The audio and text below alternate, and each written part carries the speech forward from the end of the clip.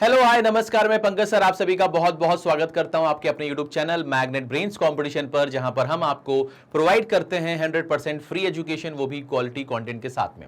जैसा कि आप सभी जानते हैं कि आपका आईएपीएस क्लर्क प्री का एग्जाम बहुत नजदीक है और जिसके लिए हम काफी दिनों से अपनी प्रिपरेशन कर रहे हैं। साथ ही साथ हमने पिछले कुछ दिनों में प्रीवियस ईयर के पेपर भी देख लिए, जिसमें हमने 2021, 20, 19 और 18 का पेपर सॉल्व कर लिया है। आज हम सॉल्व करने वाले हैं 2017 का पेपर और जानेंगे कि 2017 के पेपर के सवालों को सॉल्व करने का बेस्ट अप्रोच क्या हो सकता था। ठीक है, तो चलिए शुरू करते हैं आज के इस सेशन को। यहां पर पहला सवाल आपकी स्क्रीन पर ये रहा। तो पहला सवाल जो है वो अर्थमेटिक का सवाल है। तो कुछ अर्थमेटिक के सवाल थे, कुछ आपके डेटा इंटरप्रिटेशन का सवाल था, कुछ आपका नंबर सीरीज का सवाल है, फिर अर्थमेटिक के सवाल फिर से रिपीट होते हैं यहाँ पर, है ना, और उसके बाद आपके सिंप्लीफिकेशन के सवाल यहाँ पर पूछे गए। तो इस तरह से आपके पेपर को डिजाइन किया गया है। पहला सवाल जो है वो अर्थमेटिक का सवाल है, जो कि बेस्ड है बोट एंड स्ट्रीम के ऊपर। ठीक है, तो बहुत ही साधारण सा सवाल है, बहुत ही स्टैंडर्ड सा सवाल है। इस तरह के सवाल आपने कई बार देखे होंगे। अगर आप कोई भी बुक रिफर कर रहे हैं, कोई भी कोचिंग से आप पढ़ रहे हैं, कहीं से भी आप पढ़ रहे हैं, तो आपने इस तरह का सवाल देखा होगा। तो यहाँ पर सवाल को एक बार में अच्छे से ध्यान से पढ़ते हैं। Ratio of speed of boat in down stream and speed of stream is 9:1, यानी कि डाउन स्ट्रीम स्पीड और स्ट्रीम की स्पीड का रेशियो आपको दिया गया है 9:1, यानी कि धारा की दिशा में जाते हुए जो आपकी स्पीड होती है और धारा की जो स्पीड है उसका रेशियो 9:1 दिया गया है। साथ ही साथ बोल रहा है कि speed of current is 3 kilometre per hour, तो धारा की चाल भी आपको दी गई है 3 किलोमीटर पर आवर। अब आपसे पूछ रहा है कि अपस्ट्रीम में 5 घंटे में आप कितना डिस्टेंस ट्रेवल कर लेंगे, यानी कि धारा के विपरीत दिशा में जाते हुए 5 घंटे में आप कितनी दूरी तय कर लेंगे। सिंपल सा सवाल है, ठीक है, स्टैंडर्ड सवाल है। तो कैसे करेंगे सर, जगह बना लेते हैं। तो हमने यहाँ पर ये बोला, जिन्होंने हिंदी में सवाल नहीं देखा है वो एक बार देख लो। मैंने हालांकि समझा दिया है आपको कि हिंदी में इसका क्या मतलब है, बट फिर भी आप एक बार देख लो, ठीक है ना। आपको डिस्टेंस निकालना है, ठीक है। चलिए अब हम जगह बना लेते हैं यहाँ पर और बात करते हैं। मैंने बोला भैया कि मेरे को जो दिया है ना वैसा वैसा मैं करता जाऊंगा। मुझे बोला गया है कि डाउन स्ट्रीम स्पीड और स्ट्रीम की स्पीड का जो रेशियो है वो 9:1 है। हाँ सर, तो मैं यहाँ पर इसको सॉल्व करूंगा तो क्या मुझे b is equal to 8s मिल जाएगा? हाँ मिल जाएगा। कैसे मिला सर? ये 9s हो गया, 9s में से s चला गया, 8s हो गया। अच्छा, अब मुझे मालूम है कि जो s है वो 3 है, तो 8 इंटू 3 करूंगा, 8 इंटू 3 करूंगा तो कितना आ जाएगा सर? 24 आ जाएगा। ये कैसे पता चला सर? आपको s की वैल्यू 3 दी गई है, 3 किलोमीटर पर आवर, है ना। ठीक है सर, तो ये कितना हो गया सर? 24 किलोमीटर पर आवर हो गया। ठीक है सर, कोई दिक्कत नहीं है, कोई परेशानी नहीं है। अब आप जा रहे हो अप स्ट्रीम में और आपको डिस्टेंस चाहिए, है ना। अप स्ट्रीम में अगर आप 5 घंटे तक ट्रेवल करते हो तो कितनी दूरी तय करोगे, ये आपसे पूछा जा रहा है। तो रिक्वायर्ड डिस्टेंस क्या होगा? स्पीड इंटू टाइम होगा। स्पीड कौन सी होगी सर? b माइनस एस होगी, और यहां पर जो टाइम दिया गया वो 5 घंटे दिया गया। तो b माइनस एस यानी कि 24 और 3 का डिफरेंस यानी कि 21, और 21 इंटू 5 करेंगे तो ये आ जाएगा सर 105। तो 105 किलोमीटर की दूरी आपने तय की होगी अप स्ट्रीम में 5 घंटे में। ठीक है ना, कोई दिक्कत, कोई परेशानी किसी भी तरह की नहीं। आसान सा सवाल था, साधारण सा सवाल था। आगे बढ़ते हैं बेटा, नेक्स्ट सवाल को देखते हैं। ठीक है, कोई दिक्कत किसी बच्चे को नहीं। चलो आगे बढ़ते हैं। अब हम बात करते हैं इस सवाल की। ठीक है, सिंपल सा सवाल दिख रहा है मुझे। Sum of 4 conjugative even numbers are greater than 3 conjugative odd numbers by 81, यानी कि आपके पास में बोला गया है कि भैया sum of 4 conjugative even numbers are greater than 3 conjugative odd numbers. क्या मतलब इसका? मतलब ये कि आपके पास में कुछ इवन नंबर्स हैं, कितने? 4, कुछ ऑड नंबर्स हैं, कितने? 3। इनका सम निकालेंगे और उसका जो डिफरेंस आएगा वो 81 होगा। ऐसा सवाल में दिया गया है। अब आपसे बोल रहा है if sum of least odd number and even number, यानी कि जो सबसे छोटा ऑड और सबसे छोटा इवन नंबर है उसका जो सम है वो आपके पास कितना है? 59 है। आपसे बोल रहा है कि भैया then find the sum of largest odd and even number. Find the largest odd and even number. अब यहां पर ये इतना आसान सवाल है, बट यहां पर बच्चे क्या करते हैं, पूरा सवाल के हिसाब से जो कंडीशन दी गई है उसके हिसाब से सॉल्व करना शुरू करते हैं, और बाद में उनका दिमाग चलता है और उनको लगता है अरे बाप रे गलती कर दी, है ना। इसका आंसर तो हम देख के बता सकते थे। ठीक है ना, तो एक बार फिर से इसको पढ़ लेते हैं भैया। आपके पास में 4 जो है वो सम संख्याएं हैं, है ना, इवन नंबर्स हैं, उनका सम कर लेंगे। फिर आपके पास में 3 विषम संख्याएं हैं, उनका सम कर लेंगे, और इनका जो डिफरेंस है वो 81 दिया गया है। उसके बाद फिर आपसे बोल रहा है कि जो सबसे छोटी विषम और सम संख्याएं हैं उसका जो योग है, उसका जो सम है वो 59 है। आपसे बोल रहा है कि जो सबसे बड़ी विषम और सम संख्याएं हैं उसका योग बता दीजिए, उसका सम बता दीजिए। सिंपल है। अब मैं आपको बताता हूं कैसे इसको अप्रोच करना चाहिए। सबसे पहले आप ये सोचो कि आपके पास में जो इवन नंबर्स हैं वो कितने हैं सर? 4 हैं। तो आपने मान लिया सर ये x होगा, x+2 होगा, x+4 होगा और x+6 होगा। हाँ सर होगा। आपके पास में जो ऑड नंबर्स हैं वो आपके पास में 3 है। मैंने मान लिया ये y होगा, ये y+2 होगा और ये y+4 होगा। मान लेते हैं सर, मान लेते हैं, कोई दिक्कत तो नहीं आपको? ठीक है सर। अब हम बात ये करते हैं कि भैया इसका सम और इसका सम जो भी है उसका डिफरेंस हमको कितना दिया? 81 दिया गया। हाँ सर दिया गया। बट यहां पर ना इसकी कोई आवश्यकता नहीं है। आप ये सोचो, आपको एक और चीज देगी, if sum of least odd number and even number. Least odd number and even number का मतलब क्या है? x और y। इसका जो सम है x+y का वो आपको दिया गया है 59। वो कितना दिया गया आपको? 59। अच्छा, अब आपसे क्या बोल रहा है? Find the sum of largest odd and even number. Largest odd और इवन नंबर तो ये है, इसका मतलब आपको क्या चाहिए? आपको चाहिए x+y प्लस यहां पर कितना हो गया? 10 हो गया। 6 और 4 कितना हो गया? 10 हो गया। अच्छा, जिसमें से x+y तो आपको पता ही है कितना? 59। उसमें 10 जोड़ देंगे तो ये कितना आ जाएगा सर? 69। तो आपका जो आंसर है वो कितना है सर? 69।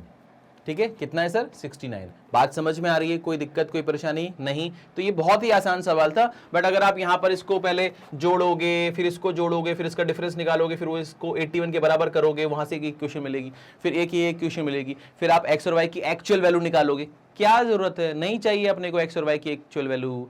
समझ में आ रहा भैया? चलो आगे बढ़ते हैं, आगे बढ़ते हैं। इसको देखते हैं भैया, इसको देखते हैं। अब आपसे क्या बोल रहा है कि 2 different amounts are invested in 2 schemes, है ना। In scheme A amount x is invested at 8% per annum and in scheme B amount x plus 1400 is invested at 12% per annum. After 2 years difference between both interest is 880। Find the value of x। तो यहां पर आपके पास में कुछ धनराशि है, ठीक है। एक धनराशि x है, एक धनराशि x प्लस 1400 है। आपने x को स्कीम ए में इन्वेस्ट किया जहां से आपको 8% रेट ऑफ इंटरेस्ट से इंटरेस्ट मिलेगा, और आपने जो स्कीम बी में x प्लस 1400 निवेश किया था वहां से आपको 12% इंटरेस्ट मिलेगा। अब यहां पर कहीं पर भी कुछ लिखा नहीं है, इसका मतलब है कि हम इसको साधारण ब्याज समझकर ही सॉल्व करेंगे, ठीक है। अगर कुछ भी ना लिखा हो तो वो सवाल साधारण ब्याज का होगा।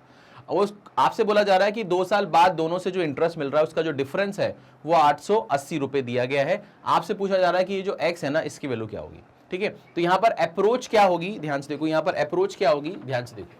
यहां पर हम ये बोलेंगे कि भैया आपके पास में स्कीम ए है, इसमें आपने x रुपीस निवेश किया, ठीक है। यहां पर 8% के हिसाब से आपको मिलेगा और 2 साल का मिलेगा।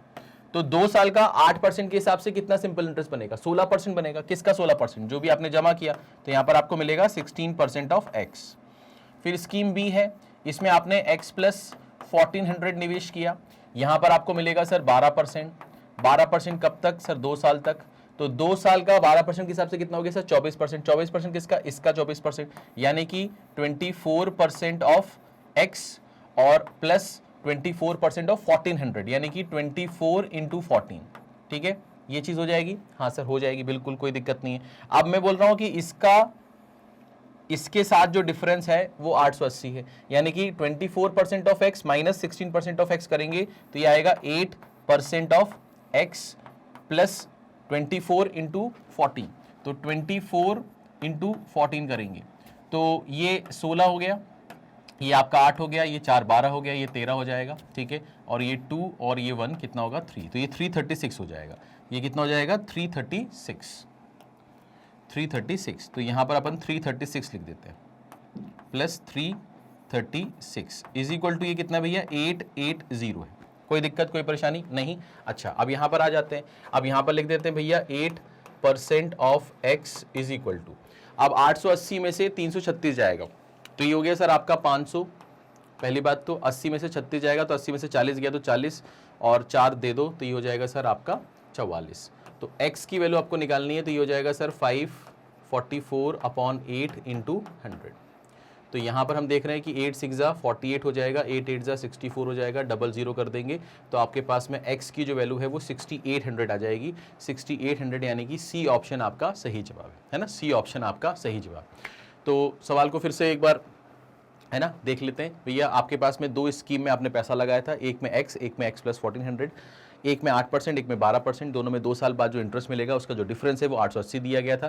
तो हमने 2 साल के हिसाब से इसका निकाला 16% ऑफ x, इसका निकाला 24% ऑफ x प्लस 1400, दोनों का डिफरेंस निकाला, वो आ गया 8% of x plus 336 which is equal to 880। अब सिंपल कैलकुलेशन है, सॉल्व किया, x निकाल लिया, ठीक है। ये कितना आ रहा है 6800 आ रहा है। कोई दिक्कत, कोई परेशानी किसी भी तरह की नहीं, पक्का, ठीक है। एक बार देखो इसको अच्छे से, हो गया बेटा। चलो आगे बढ़ते हैं, नेक्स्ट सवाल देखते हैं। अब हमारे पास आ गया टेबुलर DI, ठीक है। दिखने में बड़ा लग रहा है बट कठिन नहीं है ना, आसान है, ठीक है। पढ़ते हैं अच्छे से इसको। Given below is the table that shows the number of books sold from 5 stores in 5 days, study the table carefully to answer the question. तो आपको एक तालिका दी गई है, ठीक है, टेबल दी गई है जिसमें एक तरफ क्या है, स्टोर है ना, ABCDE, और एक तरफ लिखा है days, Sunday, Monday, Tuesday, Wednesday, Thursday, ठीक है सर। स्टोर ए ने संडे को कितनी किताबें बेची हैं भैया 77, मंडे को कितनी बेची है 80, ट्यूसडे को 49, वेडनेसडे को 93 और थर्सडे को 58, ठीक है ना। अगर मैं आपसे पूछूं कि डी ने थर्सडे को कितना बेचा, तो डी उधर है, थर्सडे इधर है, यानी कि 95 बेचा। तो ये आपको बता रहा है कि किस स्टोर ने कितनी किताबें किस दिन बेची हैं। बात समझ में आ गई। अब देखना ये है कि इस डेटा को देने के बाद में वो सवाल कैसे कैसे बना सकता है और हम उस सवालों का जवाब कैसे कैसे दे सकते हैं, ठीक है। चलो आगे बढ़ते हैं भाई साहब, तो सवाल को पढ़ते हैं। अब यहां पर सवाल में क्या लिखा है, ध्यान से देखो। आपसे बोला गया है what is the ratio of total number of books sold from store D on Sunday, Monday and Tuesday together to that sold from store E on Tuesday, Wednesday and Thursday together। तो क्या निकालना है sir, आपको ratio निकालना है। आपको क्या निकालना है, रेशियो निकालना है, ठीक है सर। पहले अपन देख लेते हैं जगह कहां पर अपने पास। अपन पीछे जाएंगे तो इधर अपना टेबल आ जाएगा, ठीक है ना। तो ये जगह मुझे दिखाई दे रही है, इसके अलावा तो कुछ है नहीं, ठीक है। तो इधर ही लिखेंगे अपन। तो आपसे क्या बोल रहा है भैया कि भैया total number of books sold from store D on Sunday, Monday and Tuesday. तो डी का हम क्या देखेंगे, संडे, मंडे और कौन सा दिन भैया, ट्यूसडे, ठीक है। और इसका रेशियो ले लेंगे किसके साथ भैया, ई के साथ, स्टोर ई के साथ। ई देखिए इसका किसके साथ देखेंगे, ट्यूसडे, वेडनेसडे और थर्सडे। तो ये हो जाएगा ट्यूसडे, वेडनेसडे और थर्सडे। इसका अपने को रेशियो निकालना है। अब कैसे निकालेंगे सर, ध्यान से देखते हैं, ध्यान से देखते हैं। तो मैंने कहा भैया डी पे जाते हैं, संडे, मंडे, ट्यूसडे देखते हैं। तो डी पे गए और डी पे संडे, मंडे और ट्यूसडे। तो डी पे कौन है भैया, ये है संडे, फिर ये हो गया मंडे और ये हो गया सर ट्यूसडे, ठीक है सर। तो यहाँ पर क्या कर सकते हैं सर, 8 और 8 16 और 4 20, यानी कि यहाँ पर हो जाएगा आपके पास 0, 2 बचेगा, 7 7 14, 14 और 6 कितना हो गया आपके पास में 20 और ये 2 22, यानी कि 220। तो यहाँ पर अपन लिख लेते हैं 220, ठीक है सर, कोई दिक्कत नहीं है। अब अपने को देखना है भैया ई पे, ट्यूसडे, वेडनेसडे और थर्सडे। तो ई पे चले गए, ई पे कहाँ पर देखना भैया, ट्यूसडे। तो ई पर हमने ट्यूसडे देखा, ठीक है, फिर अपन ने वेडनेसडे देखा, फिर और अपन ने देखा थर्सडे। तो यहाँ पर अपने को ये देखना है, ठीक है ना। अच्छा सर, तो मैंने कहा ये 6 और 4 कितना हो गया 10, और इसको दे देंगे तो ये हो जाएगा सर आपका, या 4 उसको दे दो, ये 90 हो गया, 90 90 180 हो गया, 180 और 80 है ना, 180 और 80 ये कितना हो जाएगा सर 260। तो ये हो जाएगा सर आपके पास में 260। तो 0 गया, 2 से जाएगा 11 बार, 2 से जाएगा 13 बार। तो ये आएगा सर 11:13, 11:13। तो ये हमारा आंसर आना चाहिए, ठीक है ना। क्या क्या बोला गया था, हमसे बोला गया था कि स्टोर डी ने संडे, मंडे और ट्यूसडे को जितनी किताबें बेची हैं और स्टोर ई ने ट्यूसडे, वेडनेसडे और थर्सडे को कितनी किताबें बेची हैं उसका रेशियो बता दो। तो भैया डी ने बेची हैं 220 किताबें, ई ने बेची हैं 260 किताबें, उसका रेशियो जो आ रहा है वो 11:13 आ रहा है। सिंपल है, सरल है, आसान है, ठीक है। तो अब अपन यहाँ से क्या करते हैं, ये सारी चीज़ें हटा देते हैं, है ना, ये सारी चीज़ें हटा देते हैं। और अब अपन देखते हैं कि अपना ऑप्शन दिया है कि नहीं दिया। तो हमने कहा भैया हमको 11:13 चाहिए, तो ये होगा हमारा आंसर, है ना, ये होगा हमारा आंसर। जल्दीबाजी में इस पे टिक मत लगा देना, ठीक है ना, जल्दीबाजी में इस पे टिक मत लगा देना। आपका आंसर 11:13 है, ठीक है ना, कोई दिक्कत बेटा नहीं है। चलिए, सिंपल सवाल था ये तो, है ना, आसान सा सवाल था, ठीक है। चलिए, आप में से जो बच्चे देख रहे हैं वीडियो, आप चाहो तो इसका जो है स्क्रीनशॉट लेके रख लो, मैं यहाँ साइड में हो जाता हूँ, इसका स्क्रीनशॉट लेके रख लो ताकि आपके पास में सामने रहे टेबल। मैं तो आगे पीछे होता रहूँगा, है ना, बट आप चाहो तो इसको एक बार रख लो अपने पास, ठीक है ना, कोई दिक्कत कोई परेशानी नहीं, ले लिया स्क्रीनशॉट, आगे बढ़ते हैं। अब अपन बात करते हैं सर इस सवाल की बात करते हैं। Number of books sold on Friday from store C and D, ठीक है, from store C and D, ठीक है। यहां पर अपने पास में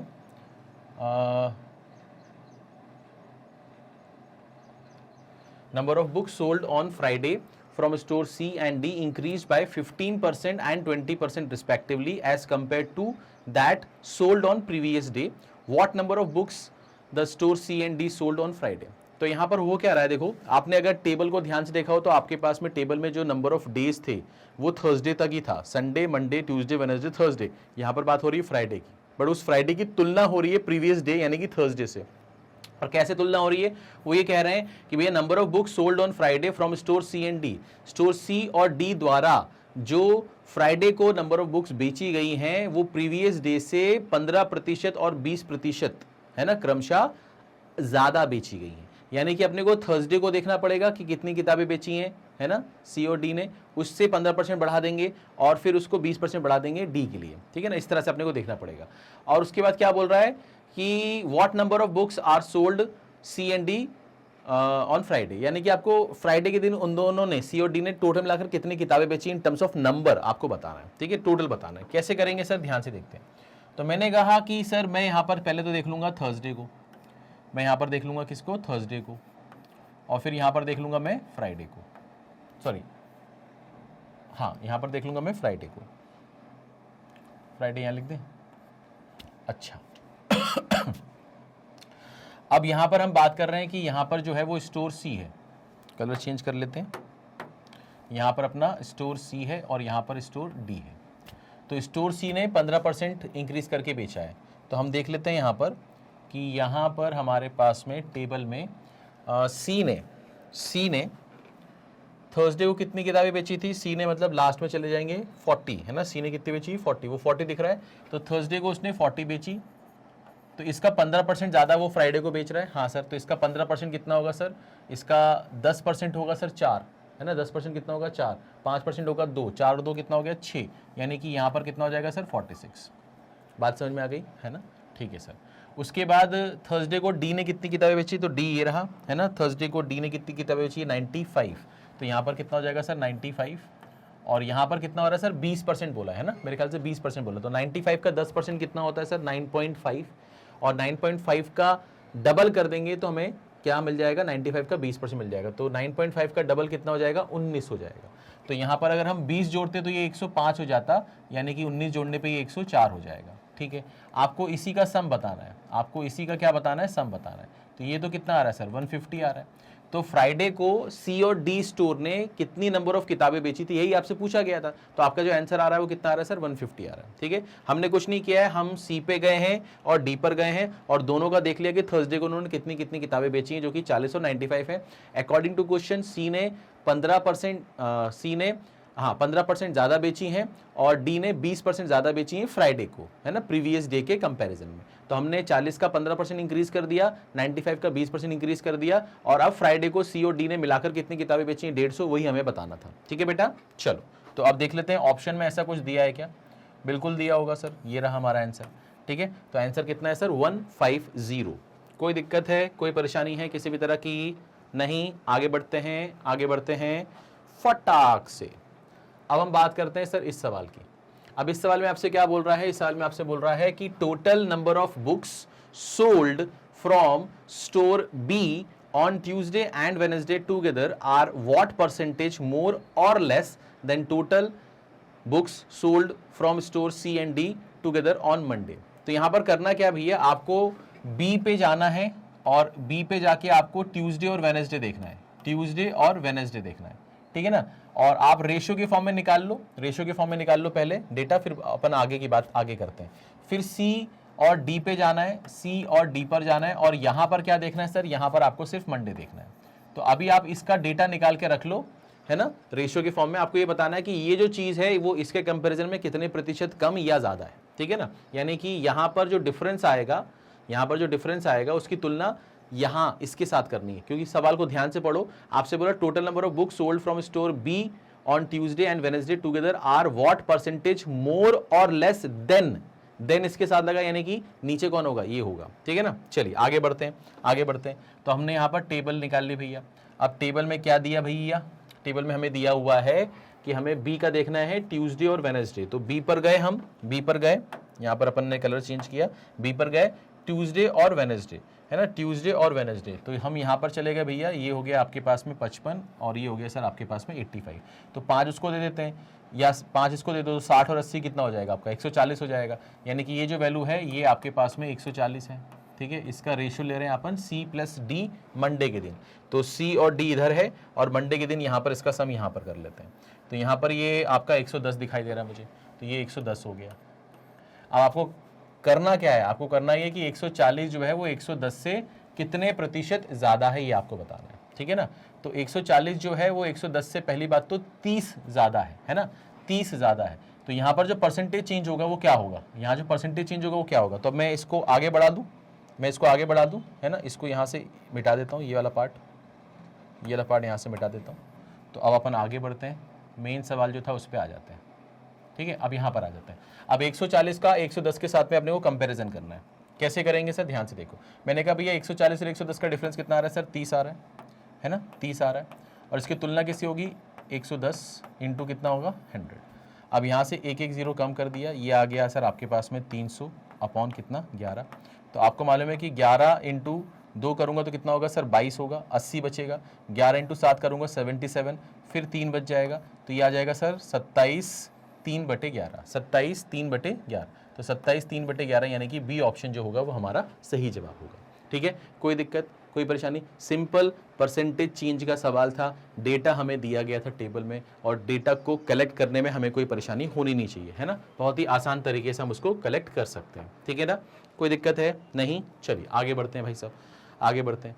ठीक है, ये हटा दिया यहाँ से। अब हम बात करते हैं इस सवाल की। आपसे बोला जा रहा है कि what is the average number of books sold from store B on Sunday, C on Tuesday, E on Thursday. तो यहां पर आपको एवरेज निकालना है, यानी कि आपको 3 से डिवाइड करना पड़ेगा। किसको डिवाइड करना पड़ेगा सर, आपको बी का संडे को देख लो कितना बेचा है उसने, सी का ट्यूसडे को देख लो, और ई का थर्सडे को देख लो। तो आपको क्या करना है भैया, टेबल में जाना है, बी का संडे का देख लो, सी का ट्यूसडे का देख लो, ई का थर्सडे का देख लो, उसका टोटल करके 3 से डिवाइड कर दो, आपका एवरेज आ जाएगा। रिक्वायर्ड जो है वो एवरेज है। ठीक है ना, ध्यान से देखना है, आपसे क्या मांगा है सर, एवरेज मांगा है। ठीक है, तो सीधे आ जाते हैं भैया टेबल पर, सीधे आ जाते हैं, फटाक से टेबल पे आएंगे भैया। तो अब हमने देखा कि सर बी का संडे कितना है सर 89। तो यहाँ पर अपन लिख लेते हैं, यहाँ पर ये 1/3 हो जाएगा, यहाँ पर ब्रैकेट में कितना हो जाएगा सर 89 हो जाएगा। ठीक है सर, उसके बाद सी का ट्यूसडे, सी का क्या है सर ट्यूसडे, सी का ट्यूसडे कितना है सर, सी का ट्यूसडे आपका 82 है। तो ये आपके पास में कितना हो गया सर 82 हो गया। उसके बाद फिर क्या देखना है भैया, ई का थर्सडे यानी कि आखिरी में 84। तो यहाँ पर अपन ने लिख लिया सर ये 84 हो गया। ठीक है, यहाँ पर ये कितना हो गया सर 84 हो गया। ये अपन ने क्लोज कर दिया, ये अपन ने क्या कर दिया सर क्लोज कर दिया। तो यहाँ से 3 इसको दे दें तो 85, एक इसको दे दें तो 85 ही हो गया, और अपन ने 3 और 1 यानी कि 4 दे दिया, तो 4 कम करेंगे तो ये भी 85। तो 3 से डिवाइड करेंगे तो क्या आएगा 85 ही आएगा। तो इसका जो एवरेज आएगा, वो कितना आएगा सर 85 आएगा। ठीक है, आप सॉल्व करके देख लो 85 आएगा। तो इसका मतलब इस सवाल का जो सही जवाब होगा वो कितना होगा सर 85। तो अपन देख लेते हैं अपने ऑप्शन में ऐसा कुछ दिया है कि नहीं दिया। तो हमारे पास में ऑप्शन में 85 दिया गया है ना। तो हमारा जो ई ऑप्शन है, ई देखिए, ई हमारा आंसर है ई। ठीक है, तो हमारा आंसर कितना है भैया ई 85। कोई दिक्कत, कोई परेशानी किसी भी तरह की। ठीक है, सिंपल, सरल, आसान, इजी। आगे बढ़ते हैं भाई, आगे बढ़ते हैं, कुछ नया देखते हैं। अब ये हमारा डेटा इंटरप्रेशन का आखिरी सवाल है, इसको देखते हैं। आपसे क्या बोला, find the difference in total number of books sold from store C and E together on Tuesday and from store B on Monday and Thursday together. ठीक है सर, तो आपको क्या करना है भैया, सी और ई पर जाना है। किस दिन का देखना है सर, ट्यूसडे का देखना है। तो भैया हमने क्या बोला कि सी और ई पे चले जाओ, सी और ई पर चले जाओ, और इसका देख लो किसका भैया, ट्यूसडे का। और उसके बाद इसका डिफरेंस निकालना है, और ये डिफरेंस किसके साथ लेना है, store B Monday and Thursday, Monday B का मंडे और थर्सडे, ठीक है ना, ये हो गया। अब यहाँ पर ये जो साइन बनाता हूँ, ये साइन का मतलब ये होता है कि भैया ये डेटा और ये डेटा का डिफरेंस निकालना है, जो भी बड़ा है उसमें से छोटे वाले को घटा के लिख दो, बस खत्म, है ना। अब बड़ा कौन सा छोटा कौन सा एग्जैक्टली मुझे मालूम नहीं है अभी, तो इसलिए मैंने ये साइन बना दिया, ठीक है ना। या कुल मिलाकर इनका जो डिफरेंस है वो पॉजिटिव होना चाहिए, तो बड़े में से छोटे को घटाना होता है बस। तो अपने को अब क्या करना पड़ेगा, अपने को टेबल पे आना पड़ेगा भैया, टेबल पे आ गए, ठीक है, टेबल पे आ गए। अब टेबल पे अपने को सी और ई पर जाना पड़ेगा, सी ये रहा, ई ये रहा, इसमें कहाँ जाना है भैया अपने को, ट्यूसडे, तो सी पे हम ट्यूसडे चले गए, सी पे ट्यूसडे 82 है, और ई पर ट्यूसडे कितना है सर, 90, तो ये कितना हो गया सर आपके पास में 172, ये कितना आ गया सर 172, तो यहाँ पर हमने लिखा 172। और इसके बाद बी का मंडे और थर्सडे देखना है, बी का मंडे और बी का थर्सडे यानी कि आखिरी में देखना है, यानी कि 54, ठीक है ना।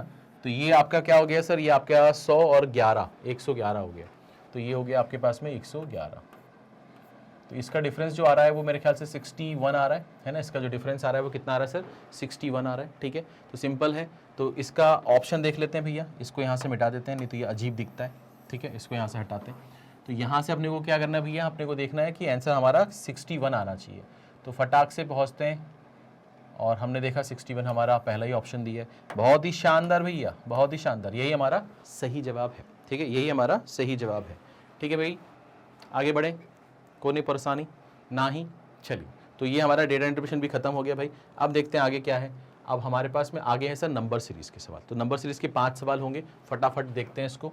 तो यहाँ पर लिखा हुआ है 255, 230, 250, 235 और 245, फिर आपसे पूछ रहा है कि ये जो है इसकी जगह क्या आएगा, आपके पास में 5 ऑप्शंस हैं, क्या कर सकते हैं, कैसे कर सकते हैं, ध्यान से देखो। मैंने ये बोला कि सर ये लिखा हुआ है 255, फिर लिखा हुआ है 230, फिर लिखा हुआ है 250, फिर लिखा हुआ है 235, फिर लिखा हुआ है 245 और फिर लिखा हुआ है ब्लैंक। अब यहाँ पर हमें क्या देखना है कि यहाँ पर सीरीज थोड़ी सी लंबी है, देखो पहले घटी फिर बढ़ी फिर घटी फिर बढ़ी, तो यहाँ पर समझ जाना कि यहाँ पर कुछ ना कुछ तो लोचा है, या तो वाकई में प्लस माइनस चल रहा होगा, है ना, या तो फिर ये हो सकता है कि यहाँ पर ऑल्टरनेट टर्म्स के बीच में कुछ रिलेशन होगा। तो ऑल्टरनेट टर्म्स पे अगर आप ध्यान से देखोगे तो आपको कुछ रिलेशन तो दिख रहा है, यहाँ से 5 कम करने पे आएगा, यहाँ से भी 5 कम करने पे आएगा, ठीक है सर। अच्छा होता क्या है कि अगर यहाँ पर माइनस हो रहा है तो ऊपर वाले में प्लस होता है ना, ऐसा होता है। अपन ने नंबर सीरीज़ के बहुत सारे सवाल किए हैं, बहुत सारे सवाल किए। तो आप यहाँ पर देखो, अब मैंने कहा सर यहाँ पर इसको देखना पड़ेगा, तो यहाँ पर तो दिख रहा है प्लस का 5, इसका प्लस का 5, तो यहाँ पर भी क्या होना चाहिए सर, प्लस का 5 के हिसाब से 235 में 5 जोड़ेंगे तो ये जो नंबर आएगा ये आपका क्या आना चाहिए सर, ये 240 आना चाहिए, ये क्या आना चाहिए सर आपका 240 आना चाहिए। तो ये आपका आंसर हो जाएगा, ये आपका आंसर हो जाएगा, ठीक है। कोई दिक्कत कोई परेशानी किसी भी तरह की नहीं, तो सिंपल सवाल था ये तो, है ना, बहुत ही सिंपल सवाल हो गया। आगे बढ़ते हैं भाई सब, फटाफट आगे बढ़ते हैं। स्पीड को बढ़ाना भैया, स्पीड को बढ़ाना है और जल्दी घर जाना है। आपके पास में क्या लिखा भैया, 5, 3.5, फिर 5, फिर क्वेश्चन मार्क, फिर 21.5, फिर 56.75।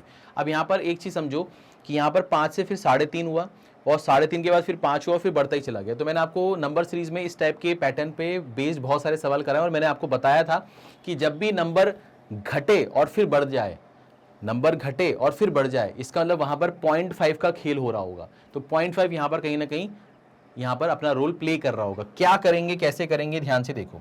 आपने बोला सर यहां पर अपन ने ये लिख लिया कि ये है आपके पास में 5, ये आपके पास में है 3.5, फिर ये आपके पास में है 5, फिर ये आ गया आपके पास ब्लैंक, ये आ गया सर 21.5 और ये आ गया सर आपके पास में 56.75। अब ध्यान से देखो मैं क्या बोल रहा हूँ, 0.5 का खेल आएगा। तो मैंने कहा सर यहाँ से यहाँ जाते समय अगर मैं इसमें पहले तो 0.5 इंटू कर दूँ तो ये तो 2.5 हो गया। अब 2.5 में ऐसा क्या करूँ कि 3.5 आ जाए। मैंने कहा 1 जोड़ दो भाई, ज़्यादा मत सोचो, बस 1 जोड़ दो। अच्छा अब यहाँ पर क्या कर सकते हैं, मैंने कहा यहाँ से यहाँ जाने के लिए अगर आपने 1 से मल्टीप्लाई किया, क्योंकि 0.5 था तो उसके बाद या तो 1 आएगा, है ना, 0.5 के बाद क्या आएगा, 1 आएगा। अब 0.5 का 1 डबल होता है, तो या तो ये डबल हो रहा होगा, यानी कि यहाँ पर 1 है तो फिर इधर 2 होगा, फिर इधर 4 होगा, फिर इधर 8 होगा, ऐसा हो सकता है। या तो फिर ये हो सकता है कि 0.5 का चेंज आ जाए, जैसे यहाँ पर 0.5 है तो यहाँ 1, फिर 1.5, फिर 2, फिर 2.5, ऐसा चलता है। तो ऐसे कुछ पैटर्न होते हैं इसमें। अब हमने बोला कि इसमें अगर 3.5 में 1 मल्टीप्लाई कर दिया, ये तो 3.5 हो गया, तो उसमें क्या करें कि 5 आ जाए। मैंने कहा 1.5 जोड़ दो। अच्छा, उसमें 1.5 जोड़ दो। अच्छा, यानी कि यहाँ पर 1 था और फिर यहाँ पर 1.5 हो गया। इसका मतलब यहाँ पर 0.5 का चेंज तो आ रहा है, मतलब यहाँ पर 1 है, यहाँ पर 1.5 है, तो फिर आगे क्या होगा, 2 होगा, फिर 2.5 होगा जोड़ते समय। अब यहाँ पर देखते हैं कि यहाँ से यहाँ जाएंगे तो कैसे जाएंगे। मैंने कहा यार यहाँ पर क्या करें, 0.5 के बाद क्या आया, 1 आया। हाँ सर, अब 1 के बाद क्या कर सकते हैं, 1 के बाद क्या कर सकते हैं, 1 के बाद अगर हम यहाँ पर 1.5 करें, 1.5 करें तो 1.5 करेंगे और उसके बाद फिर यहाँ पर 1 है, फिर 0.5 है, 0.5 का इधर चेंज आया तो यहाँ पर अपना 2 होना चाहिए। तो 5 इंटू 1.5 तो 7.5 होता है, और 7.5 में 2 जोड़ोगे तो ये जो नंबर आएगा ये 9.5 आएगा। ये नंबर क्या आएगा सर, 9.5 आएगा। हमारे ऑप्शन में 9.5 हमें दिख रहा है ना, तो क्या ये वाकई में हमारा सही जवाब है, एक बार चेक कर लेते हैं। अब 9.5 से अगर हमें यहाँ जाना है तो हमने बोला यार 0.5 के बाद 1, 1 के बाद 1.5, तो यहाँ पर क्या आएगा सर, 2 आएगा, और फिर यहाँ पर क्या आएगा सर, फिर 2.5 आएगा। यही आएगा, हाँ सर आएगा। तो यहाँ पर अगर हम इसका डबल कर देंगे, तो अभी आपने 9.5 का डबल किया था अगर आपको याद हो, तो ये कितना हो जाएगा सर, ये हो जाएगा आपके पास में 19, और 19 में अगर आप 2.5 जोड़ोगे तो 21.5 आएगा। इसका मतलब 9.5 सही है, इसका मतलब ये मेरा सही जवाब है, ये मेरा सही जवाब। ठीक है बेटा, कोई दिक्कत, कोई परेशानी किसी भी तरह की नहीं, सिंपल है भाई, सिंपल है। इस तरह के पैटर्न पर पूरा एक सेशन लिया है मैंने, ठीक है। अगर नहीं देखा है तो नंबर सीरीज की क्लासेस देखो, वहां पर आपको इसके कम से कम 20-25 सवाल मिल जाएंगे एक ही सेशन में, और सब में 0.5 का खेल चल रहा था, ठीक है। पहला नंबर बड़ा, फिर छोटा, और फिर बढ़ता ही चला गया, ठीक है ना। चलो आगे बढ़ते हैं, आगे बढ़ते हैं, इसको हटाते हैं। अब बात करते हैं इस सवाल की। अब आपके पास में नंबर क्या आ गया सर, 8 4 4 8 32, और फिर क्या आ गया सर आपके पास में ब्लैंक। तो 8 से 4 हुआ, फिर 4 रहा, फिर 8 हो गया, फिर 32 हो गया। तो यहाँ पर क्या होगा सर, यहाँ पर क्या होगा सर, ध्यान से देखते हैं यहाँ पर क्या होगा सर। तो यहाँ पर तो पैटर्न आइडेंटिफाई करना ज़्यादा मुश्किल नहीं है मेरे ख्याल से। 8 के बाद 4 है, फिर 4 है, फिर 8 है, फिर 32 है, और फिर ब्लैंक है। तो मुझे मालूम है कि यहाँ से यहाँ जाने के लिए आपने 0.5 मल्टीप्लाई किया होगा, यहाँ से यहाँ जाने के लिए आपने 1 मल्टीप्लाई किया होगा, यहाँ से यहाँ जाने के लिए आपने 2 मल्टीप्लाई किया होगा, यहाँ से यहाँ जाने के लिए आपने 4 मल्टीप्लाई किया होगा। अब हो क्या रहा है कि 0.5 का डबल होता है 1, 1 का डबल होता है 2, 2 का डबल होता है 4, तो 4 का डबल जो होगा वो कितना होगा सर, 8। तो ये हो जाएगा सर 8 2 16, और ये आ जाएगा सर 256। तो आपका जो आंसर आएगा वो आएगा सर 256। तो ये तो काफ़ी आसान सवाल हो गया है ना, काफ़ी आसान सवाल हो गया। इसमें कोई कठिनाई किसी भी बच्चे को नहीं होनी चाहिए, ठीक है बेटा। आगे बढ़ सकते हैं, आगे बढ़ सकते हैं। चलिए आगे बढ़ते हैं, नेक्स्ट सवाल पर आते हैं। किसी को दिक्कत तो नहीं इस सवाल में भैया, पक्का। चलिए आगे बढ़ते हैं, अब इसको देखते हैं। अब आपके पास में सवाल आ गया कि 129 128 124 115 क्वेश्चन मार्क और 74।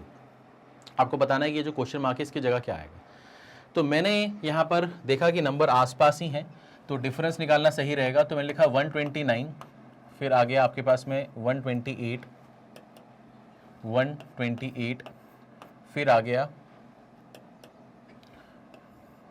गया आपके पास में 124, फिर आ गया 115, फिर आ गया ब्लैंक, और फिर आ गया 74।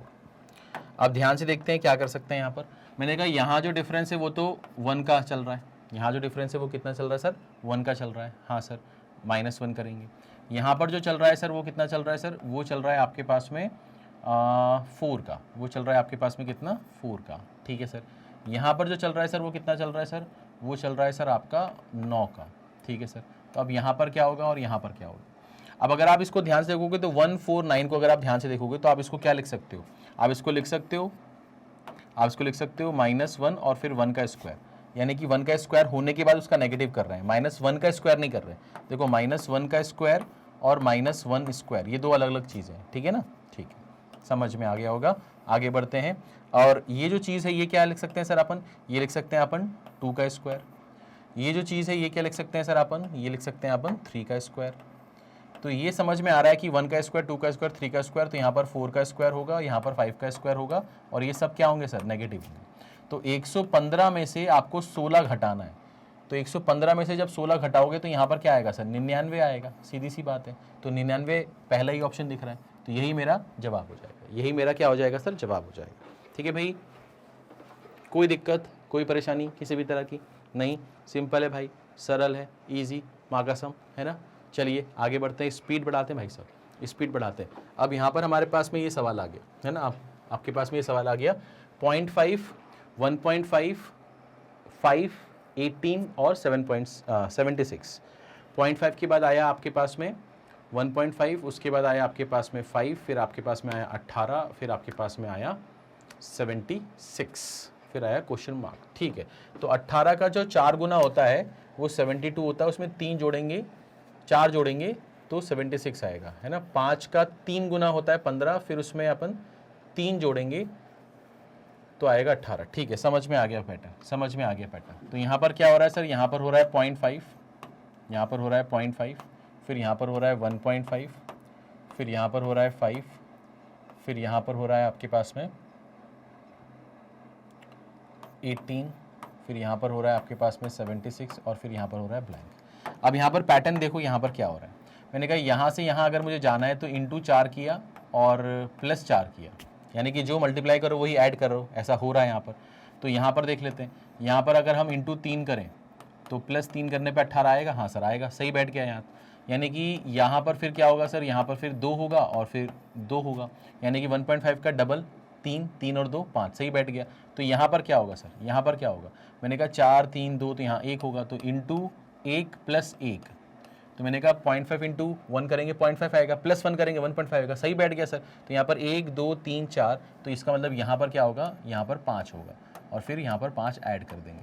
तो मैंने कहा सर यहाँ पर ये कितना हो गया सर आपका 350 और ये आपका आ गया 30, यानी कि 380 और 5 जोड़ेंगे तो ये आ जाएगा सर आपका 385।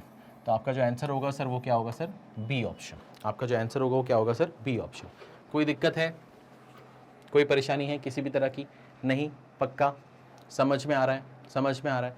ठीक है, तो मेरे ख्याल से ये हमारा आखिरी नंबर सीरीज़ का सवाल रहा होगा। अब हमारे पास में ये सवाल आ गया, क्या है सर, ये एवरेज के ऊपर सवाल दिख रहा है ना। एक बार अच्छे से इसको पढ़ के देख लो, है ना, पढ़ के देख लो। पढ़ लिया भाई, समझ में आया कुछ, क्या कर सकते हैं।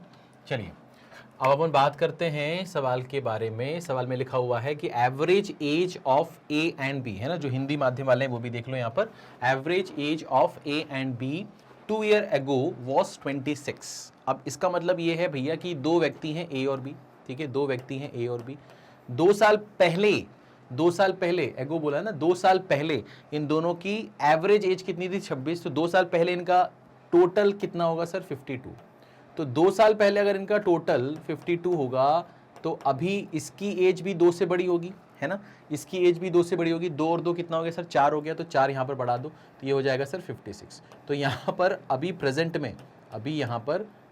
में ए और बी का जो एक्चुअल एज है उसका सम कितना होगा सर, 56 होगा। अब आपसे क्या बोल रहा है, if age of A 5 year hence is 40, तो 5 साल बाद ए की एज 40 साल होगी, यानी कि अभी वो कितने का है सर, अभी वो 35 का होगा। ठीक है, अगर ये 35 का है तो ये कितने का होगा सर, ये 21 का होगा, हाँ या ना। ठीक है सर, समझ में आ गया। और बोल रहा है कि B is 5 year younger to C, B जो है वो 5 साल छोटा है सी से, यानी कि सी की जो एज होगी वो इसमें से 5 कम करने पे आ जाएगी। तो 5 कम कर दो, है ना, 5 कम कर दो, ऐसा यंगर है ना, तो 5 जोड़ दो तो ये कितना हो जाएगा सर आपका 26 हो जाएगा, है ना, क्योंकि बी जो है वो इससे 5 साल छोटा है। तो यहाँ पर अगर हम 5 जोड़ेंगे तो ये 26 आ जाएगा, सी की एज आ जाएगी। ठीक है सर, आपसे क्या बोल रहा है, आपसे बोल रहा है then find the difference between age of A and C. तो ए और सी की एज का आपको क्या निकालना है सर, डिफरेंस निकालना है, जो कि साफ साफ दिख रहा है कि वो 9 साल आएगा। वो कितना आएगा सर, 9 साल आएगा, यानी कि जो सी ऑप्शन है वो हमारा सही जवाब है। ठीक है, जो सी ऑप्शन है वो हमारा सही जवाब है। ठीक है बेटा, कोई दिक्कत, कोई परेशानी किसी भी तरह की नहीं, पकड़ पा रहे हैं भैया। ए और बी की जो एवरेज एज थी वो 26 साल थी 2 साल पहले, तो टोटल एज उस समय कितनी होगी सर, 52। अब दोनों की एज 2-2 से बढ़ेगी, यानी कि टोटल 4 से बढ़ जाएगा। तो अब प्रेजेंट में उनकी टोटल एज कितनी होगी, 56। अब वो बोल रहा है कि ए के बारे में जानकारी ये है कि 5 साल बाद वो 40 का होगा, तो यानी कि अभी वो 35 का है, यानी कि उसकी प्रेजेंट एज पता चल गई। 35 में क्या जोड़ेंगे कि 56 आएगा, 21, तो बी की एज पता चल गई। बी जो है वो सी से 5 साल छोटा है, तो 5 जोड़ने पे सी की एज आ गई 26। अब ए और सी का डिफरेंस निकालना था, यानी 35 और 26 का डिफरेंस निकालना था, यानी कि 9 आएगा। ठीक है बेटा, कोई दिक्कत, कोई परेशानी नहीं। चलिए तो इसको यहां से हटाते हैं और नेक्स्ट सवाल करते हैं। अब आपके पास में बोला जा रहा है कि average of X Y and Z is 24। तो एक्स वाई जेड का एवरेज 24 है, एक्स और वाई का रेशियो 2:3 है, एक्स प्लस वाई 60 है। आपसे बोल रहा है कि एक्स माइनस जेड क्या होगा, एक्स माइनस जेड क्या होगा। आप मुझे एक चीज बताओ कि अगर आपके पास में एक्स वाई जेड का एवरेज 24 है तो क्या आप ये बोल सकते हो कि X plus Y plus Z का जो सम होगा वो इसका 3 गुना हो जाएगा, यानी कि ये कितना हो जाएगा सर आपका 72 हो जाएगा। हाँ सर हो जाएगा। उसमें से आपको ये भी पता है कि x प्लस वाई जो है वो 60 है, यानी कि इन दोनों का जो सम है वो 60 है। इसका मतलब ये अकेले कितने का होगा, 12 का होगा। ये अकेले कितने का होगा, 12 का होगा। ठीक है सर, तो z के बारे में जानकारी हो गई कि ये जो z है ये 12 है। ठीक है, ये z जो है ये 12 है। ठीक है ना, z जो है ये 12 है ना। अपने को x माइनस जेड करना है तो अब x निकाल लो बस। अब आपसे बोला है कि x और y का जो रेशियो 2:3 है, तो हमने बोला कि यहाँ पर ये x और y जो है वो 2:3 है। तो मैंने कहा 2 और 3 कितना होता है सर, 5 होता है। 5 की वैल्यू कितनी है सर, 60 है। तो अगर 5 की वैल्यू 60 है तो 1 की वैल्यू कितनी होगी सर, 12 होगी। यानी कि ये कितना हो जाएगा सर, ये आपका 24 हो जाएगा, है ना। 12 यहाँ भी मल्टीप्लाई कर दो। अब अपने को x चाहिए था, तो x अपने पास 24 आ गया, तो यहाँ पे लिख दिया सर 24। और 24 और 12 का डिफरेंस कितना होगा सर, 12 होगा। तो बस यही आपका आंसर है। ठीक है, यही आपका आंसर है, इसके अलावा और कुछ भी निकालने की जरूरत नहीं है। ठीक है, बात समझ में आ गई। देख लो फिर से, एक्स वाई जेड का एवरेज 24 था तो सम 72 होगा, एक्स और वाई का सम 60 था तो ये 60 है, और सम टोटल 72 तो ये 12 होगा। तो z हमारे पास ऑलरेडी आ चुका था। अब हमको मालूम है कि x प्लस वाई 60 है, और 60 में x और y का जो रेशियो आपस में वो 2:3 है, यानी कि 2 और 3 को जोड़ने पे 5 यूनिट की जो वैल्यू है, 5 यूनिट की जो वैल्यू है वो 60 यानी 1 यूनिट की वैल्यू 12 है। तो हमने यहाँ पर 12 मल्टीप्लाई कर दिया क्योंकि हमें x निकालना था, है ना, x निकालना था। x निकल गया, x और z का डिफरेंस बता दो, आंसर आ गया। ठीक है बेटा, कोई दिक्कत कोई परेशानी किसी भी तरह की? क्लियर? ठीक है भाई, आगे बढ़ते हैं, नेक्स्ट सवाल देखते हैं। ठीक है, नेक्स्ट सवाल देखते हैं। अब यहां पर बोल रहा है cost price of 2 article is same. 2 articles हैं, उनका कॉस्ट प्राइस सेम है। Tradesman got profit of 40% on first article, selling price of second article is 25% less than first article. आपसे बोला है then find overall profit percentage. आपको overall कितने percent का profit हुआ ये पूछ रहा है। कंडीशन दी गई है कि 2 आर्टिकल है, दोनों का कॉस्ट प्राइस सेम है। एक आर्टिकल को यानी कि पहले आर्टिकल को उसने 40% के मुनाफे पर बेचा है, दूसरे आर्टिकल का जो सेलिंग प्राइस है वो पहले आर्टिकल के सेलिंग प्राइस से 25% कम है। आपसे बोल रहा है कि उसको ओवरऑल कितने प्रतिशत का लाभ हुआ है ओवरऑल। तो अब यहां पर क्या कर सकते हैं, कैसे कर सकते हैं, ध्यान से देखो। मैंने कहा सर यहां पर आर्टिकल 1 है, यहां पर आर्टिकल 2 है। ठीक है सर, कोई दिक्कत नहीं, कोई परेशानी नहीं। अब यहां पर आर्टिकल 1 और आर्टिकल 2 हमने लिख दिया। ठीक है सर, अब यहां पर हमने कॉस्ट प्राइस लिख दिया। इसकी कॉस्ट प्राइस मान ली 100x, तो इसकी भी कितनी होगी सर 100x, क्योंकि दोनों की कॉस्ट प्राइस सेम है। आपको इस पे 40% का प्रॉफिट हुआ था। 40% के प्रॉफिट पर अगर आप बेच रहे हो तो इसका मतलब इसका जो सेलिंग प्राइस होगा वो 140x हो जाएगा, और इसका जो सेलिंग प्राइस है वो इससे क्या है सर, वो 25% कम है।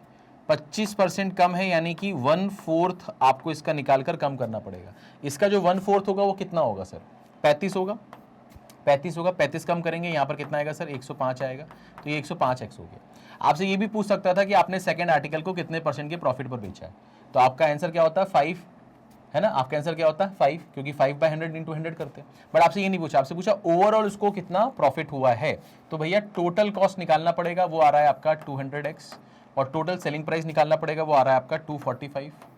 ठीक है, 245x। तो यहाँ पर जो डिफरेंस है वो 45x का है। ठीक है, और उसकी तुलना करेंगे 200x से, तो x कैंसिल हो जाएगा, इंटू 100 कर देंगे, तो यहाँ से ये 2 0 चले जाएंगे, तो ये आ जाएगा सर 22 1/2। ठीक है, 22 1/2%, यानी कि आपको 22.5% का ओवरऑल मुनाफा हो रहा है, ओवरऑल लाभ हो रहा है, प्रॉफिट हो रहा है। ठीक है बेटा, कोई दिक्कत कोई परेशानी किसी भी तरह की नहीं? पक्का? आगे बढ़ सकते हैं। चलिए अब देखते हैं आगे कौन से सवाल आने वाले हैं हमारे पास। हमारे पास अभी ये एक सिंपल सा सवाल दिख रहा है मुझे, किसका, मेंसुरेशन का। इस तरह के सवाल आते रहते हैं पेपर में। आपसे बोल रहा है कि भैया length of rectangle is 80% of diagonal of square of area 1225, then find area of rectangle if its parameter is 94√2। तो आपके पास में एक रेक्टेंगल है, एक स्क्वायर है, स्क्वायर का एरिया पता है आपको। अगर स्क्वायर का एरिया पता है यानी कि आप उसका साइड निकाल सकते हो। अगर उसकी साइड निकाल सकते हो तो उसका डायगोनल भी निकाल सकते हो। उसके डायगोनल का 80% निकाल दोगे तो आपको लेंथ ऑफ रेक्टेंगल मिल जाएगा। अब आपको पेरीमीटर पता है रेक्टेंगल का, तो पेरीमीटर पता है, उस पेरीमीटर में लेंथ भी पता है रेक्टेंगल की, तो आपको ब्रेथ निकालना आसान पड़ेगा। अब एक बार ब्रेथ आ गया तो लेंथ और ब्रेथ को मल्टीप्लाई कर दोगे तो रेक्टेंगल का क्या आ जाएगा सर, एरिया आ जाएगा। ठीक है, तो ये हमारा प्रोसेस रहने वाला है। ठीक है, ध्यान से देख लीजिए आप सवाल को। कैसे करेंगे सर, ध्यान से देखो, कैसे करेंगे सर, ध्यान से देखो। जगह बना ली अपन ने। अब अपन बात करते हैं यहाँ पर कि सर आपके पास में एक स्क्वायर है, आपके पास में एक स्क्वायर है और ये इसका डायगोनल है। तो आपको पता होना चाहिए कि अगर ये a है तो ये जो होता है ये a√2 होता है। ये क्या होता है सर, a√2 होता है। तो आपको मालूम है कि जो a स्क्वायर है वो 1225 है, यानी a जो होगा वो आपका क्या होगा सर, 35 होगा, है ना। यानी कि जो इसका डायगोनल आएगा, इसका जो डायगोनल आएगा वो कितना आएगा सर, वो आएगा आपका 35√2, 35√2 आएगा। हाँ सर आएगा। अब बात ये करते हैं कि सर हमें रेक्टेंगल की लेंथ के बारे में जानकारी है, रेक्टेंगल की लेंथ के बारे में जानकारी है कि जो लेंथ है वो 80% यानी कि 4/5 ऑफ 35√2 है ना। 80% का मतलब क्या होता है, 4/5 होता है। तो आपको ये पता होना चाहिए कि भैया यहाँ से ये 5 से जाएगा 7 बार और 4 × 7 करेंगे तो ये आ जाएगा सर 28√2, 28√2। तो ये आपके पास में क्या आ जाएगी सर, लेंथ आ जाएगी। ये आपके पास में क्या आ जाएगी सर, लेंथ आ जाएगी। अब आपको ये पता होना चाहिए कि भैया twice of length plus b करेंगे तो आपके पास में पैरामीटर आएगा जो कि 94√2 आपको दिया गया है। अब इसको 2 से डिवाइड करेंगे तो यहाँ से l + b जो आएगा वो आ जाएगा आपके पास में 47√2, ठीक है ना। और यहाँ पर अगर आप लेंथ की वैल्यू पुट कर दो, लेंथ कितना है 28√2 है, तो हमने यहाँ से इसकी जगह पर 28√2 पुट कर दिया। तो यहाँ से आप b निकाल सकते हो, हाँ सर निकाल सकते हैं। 47 है ये, है ना। 47 में से अगर ये 27 होता तो यहाँ पर डिफरेंस कितना आता सर, 20 आता, ठीक है ना। बट आपको एक और कम करना पड़ेगा, तो आपने 19√2 निकाल लिया आपकी ब्रेथ, ठीक है सर। तो आपके पास लेंथ भी आ गया, आपके पास में ब्रेथ भी आ गया। तो अब आपको क्या करना है सर, एरिया निकालना है। तो एरिया ऑफ रेक्टेंगल जो होगा वो क्या होगा सर, लेंथ इंटू ब्रेथ होगा। तो लेंथ आपके पास में कितना है सर, 28√2 और ये कितना है सर आपके पास में 19√2। तो √2 तो क्या हो जाएगा, 2 हो जाएगा। तो ये हो जाएगा सर 2 × 28 56 × 19, 56 × 19, ठीक है। अब यहाँ पर हम क्या कर सकते हैं, 56 × 19 को हमें मल्टीप्लाई करना है। तो हमने लिखा 56 × 19, तो ये हो जाएगा 54 का 5, ये 45 और 6 कितना हो जाएगा आपके पास में, 45 और 6 51, और ये हो जाएगा 56 का 6, 5 बचेगा आपके पास में, ये 5 और ये 5 कितना हो जाएगा, 10 हो जाएगा। तो ये आ जाएगा सर 1064, 1064, यानी कि आपका जो डी ऑप्शन है वो इस सवाल का सही जवाब है, ठीक है। एक तरीका और भी कर सकते थे कि आप यहाँ पर ये लिख सकते थे कि यार 56 हो गया और ये इंटू में 56 हो गया और ये इंटू में आप लिख सकते थे कि 20 - 1, ठीक है ना। तो आप इसका डबल करते थे और इसके डबल में से आप 56 कम करते थे तो भी आपका आंसर आ जाता, ठीक है बेटा।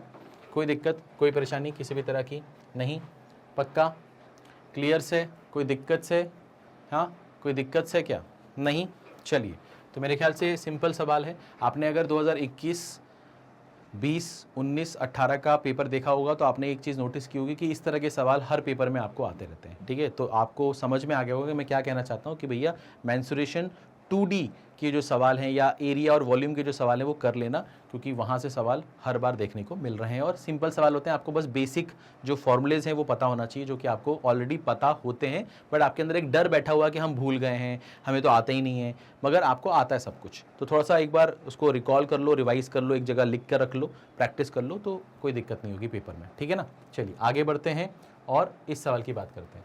अब यहाँ पर क्या लिखा हुआ है सर, यहाँ पर लिखा हुआ है कि annual salary of Arun is 7.68 lakh in a month. If he spends 12,000 on his children, 1/13 of rest on food and 8,000 in mutual fund from his monthly salary, then find the monthly saving he is left with. तो भैया आपके पास में अरुण नाम का एक व्यक्ति है जिसकी जो सालाना इनकम है वो 7.68 लाख है, ठीक है। वो उसमें से 12,000 रुपये जो है वो बच्चों के ऊपर खर्चा करता है, जो बच जाता है उसका 1/13 जो है वो खाने पीने पे खर्चा करता है। उसके बाद 8,000 रुपये म्यूचुअल फंड में जमा करता है, ठीक है। उसके बाद जो उसके पास राशि बच रही है वो आपसे पूछ रहा है, वो कितनी होगी वो आपसे पूछ रहा है, ठीक है ना। तो कैसे करेंगे, तो सबसे पहले आपको यहाँ पर क्या करना पड़ेगा, आपको ये देखना पड़ेगा कि भैया जो एनुअल इनकम है उसकी, ठीक है ना, एनुअल इनकम है वो है आपकी सर 7,68,000, 7,68,000। तो मंथली इनकम पहले निकाल लो, है ना। तो मंथली इनकम अगर आप निकालोगे तो आपको क्या मिलेगा, आपको मिलेगा सर अपॉन 12 करने पर। तो 12 सिक्स कितना होता है सर आपका 72 होता है, यानी कि ये 64,000 आ जाएगा, 64,000 आ जाएगा। अब आपके पास में 64,000 आपकी मंथली सैलरी है। इसमें से सबसे पहला खर्चा जो हुआ था वो 12,000 का हुआ था।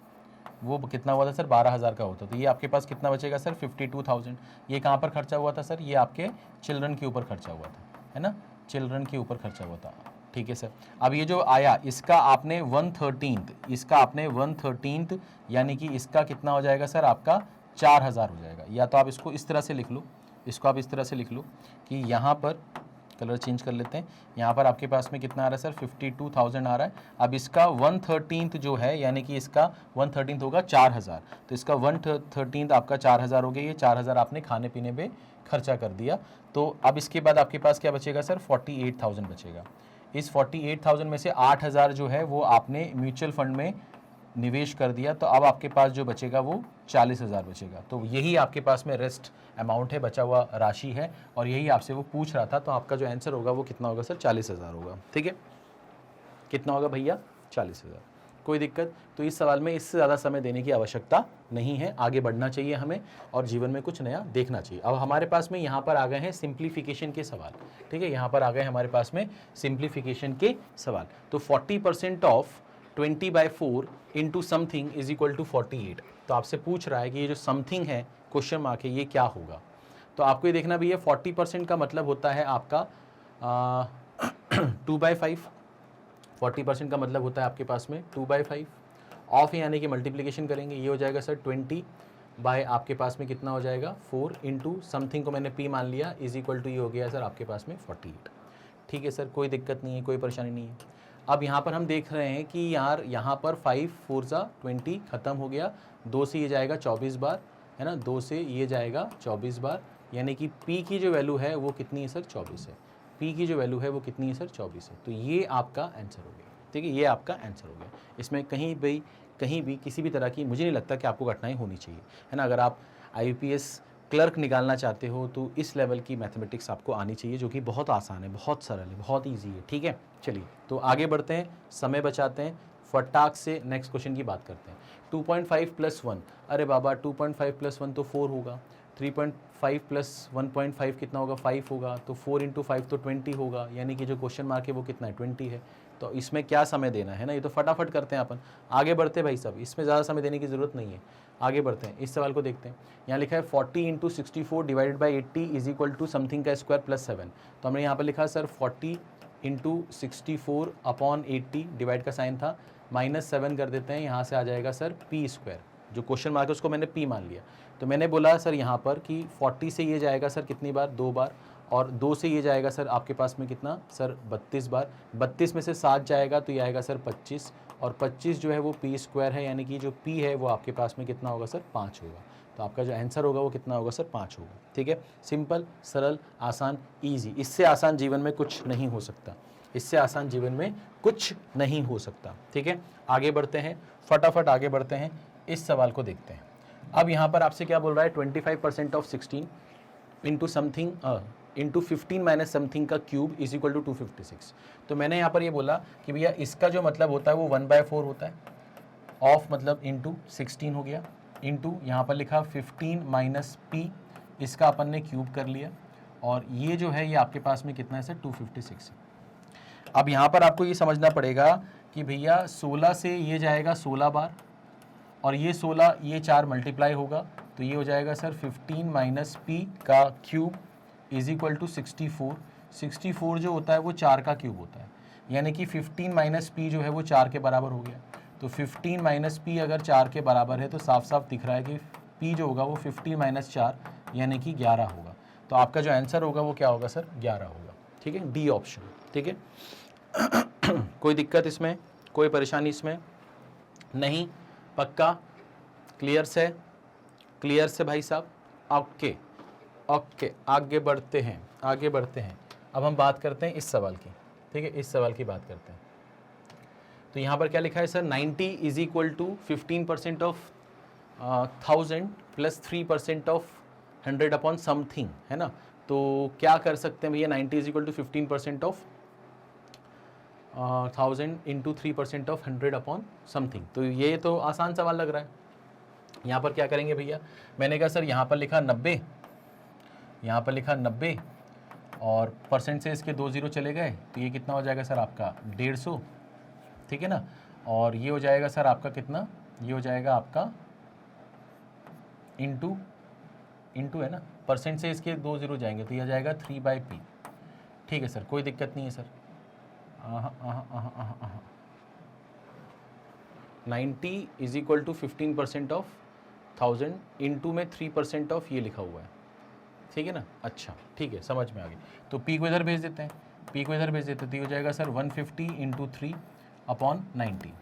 तो 30 से 3 बार जाएगा, 30 से 5 बार में जाएगा, 3 से 3 बार में जाएगा, तो ये 3 से 1 बार में जाएगा, यानी कि p की वैल्यू कितनी आएगी सर 5 होगी, है ना। p की वैल्यू कितनी होगी सर 5 होगी, ठीक है, सिंपल था, है ना। 90 इज इक्वल टू 15% ऑफ 1000 करेंगे तो 150 आएगा, प्लस 3% का परसेंटेज वाला 2 0 जो नीचे है वो ऊपर वाले 100 को कैंसिल कर देगा, तो 3/p हो गया, p को क्रॉस मल्टीप्लाई उधर कर दिया तो और 90 को उधर भेज दिया, तो 150 इंटू 3/90, ठीक है ना।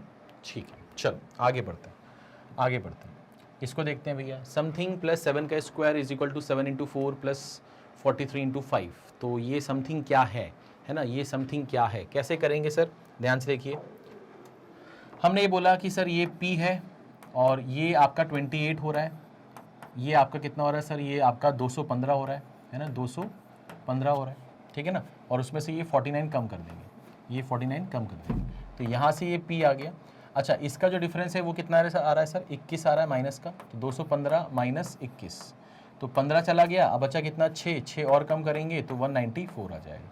तो जो p है वो कितना आएगा सर 194, यानी कि जो b ऑप्शन है वो आपका सही जवाब होगा, जो b ऑप्शन है वो आपका सही जवाब होगा, ठीक है। कोई दिक्कत, कोई परेशानी किसी भी तरह की नहीं, सिंपल था भाई, सिंपल था, आसान था भाई, आसान था। आगे बढ़ते हैं भाई साहब, यहाँ देखते हैं, यहाँ पर लिखा है 3 1/3, 3 1/3 और माइनस समथिंग इंटू 3 का स्क्वायर अपॉन 2 का क्यूब इज इक्वल टू 2 5/6, 2 5/6। कैसे करेंगे यहाँ पर ध्यान से देखो, 3 3 ज़ा 9 + 1 10/3, तो 10/3 माइनस इसको मैंने p मान लिया, ये आपका क्या हो रहा है सर, ये 9/8 हो रहा है, ठीक है, इज इक्वल टू 12 और 5 कितना हो जाएगा सर 17/6। यहाँ तक मेरे ख्याल से कोई दिक्कत नहीं होनी चाहिए। अब इसमें अगर मैं 2 से ऊपर नीचे मल्टीप्लाई कर दूँ तो ये बन जाएगा सर 20/6। 2 से क्यों किया आपने मल्टीप्लाई, क्योंकि इसका बेस 6 है, तो इसका बेस भी मुझे 6 बनाना था, और इसको इधर भेज दिया तो ये हो जाएगा सर 17/6, और ये हो जाएगा सर p इंटू 9/8। अब यहाँ पर इसका जो डिफरेंस आ रहा है वो 3/6 आ रहा है, 3/6 का मतलब क्या हो गया 1/2 हो गया, तो ये हो जाएगा sir 1/2 is equal to p into 9/8। तो यहाँ से जो p आएगा वो कितना आएगा sir 8/9 into 1/2 which is equal to कितना sir 4/9, which is equal to कितना 4/9, यानी कि जो सी ऑप्शन है वो इस सवाल का सही जवाब है, ठीक है। जो सी ऑप्शन है वो इस सवाल का क्या होगा सर, सही जवाब होगा। कोई दिक्कत है, कोई परेशानी है नहीं। चलिए आगे बढ़ते हैं और इस सवाल को देखते हैं। ये सवाल आ गया आपके पास में, 40% of 102 divided by 17 into something is equal to 2 का क्यूब इंटू 6, है ना, 2 का क्यूब इंटू 6। तो यहाँ पर आप क्या कर सकते हो, देखो 40% का मतलब क्या हो गया, 40% का मतलब हो गया 2/5, ठीक है ना, ऑफ मतलब इंटू, ये 6 बार में जाएगा, हाँ सर जाएगा, इंटू समथिंग को मैंने p मान लिया इज इक्वल टू ये 8 इंटू 6 हो गया, ये 8 इंटू 6 हो गया, ठीक है सर, कोई दिक्कत नहीं, कोई परेशानी नहीं है। अच्छा, यहाँ तो सब कुछ मल्टीप्लाई के फॉर्म में ही है, हाँ सर, तो यहाँ पर हम क्या करते हैं, यहाँ पर हम क्या करते हैं कि यहाँ से पहली फुर्सत में ये 6 से ये 6 काट देते हैं, 2 से ये जाएगा कितनी बार सर आपका 4 बार, ठीक है ना। तो p की जो वैल्यू है वो कितनी आएगी सर, ये जो 5 है ये 4 से मल्टीप्लाई हो जाएगा, तो ये आ जाएगा सर आपका 20। तो आपका जो फर्स्ट ऑप्शन है वो इस सवाल का सही जवाब होगा, ठीक है। सिंपल था, सरल था, आसान था, इजी था। आगे बढ़ते हैं और नेक्स्ट सवाल को करते हैं, फटाफट करेंगे भाई साहब। यहाँ पर लिखा है समथिंग माइनस 2 का क्यूब यानी 8 हो गया इज इक्वल टू 7 का स्क्वायर माइनस 12 हो गया प्लस 10 का स्क्वायर माइनस 17 हो गया। समथिंग बताना क्या होगा। तो मुझे ये चीज़ मालूम है कि ये जो समथिंग है इसको निकालने के लिए 2 का क्यूब 8 उधर जोड़ देंगे अपन, है ना, उस तरफ चला जाएगा। ये 49 और 12, 49 में से 12 जाएगा तो 37 आना चाहिए, हाँ सर।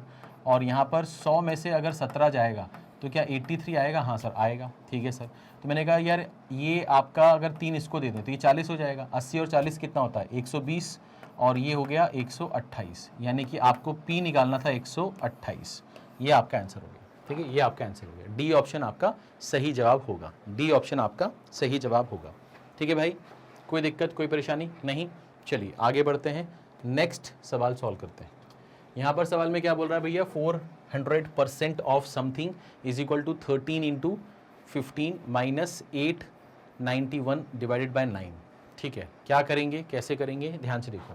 मैंने कहा सर यहाँ पर अगर ये P है तो परसेंटेजेस के 2 0 चले गए तो ये तो 4P हो गया, इज इक्वल टू यहाँ पर कितना होगा सर?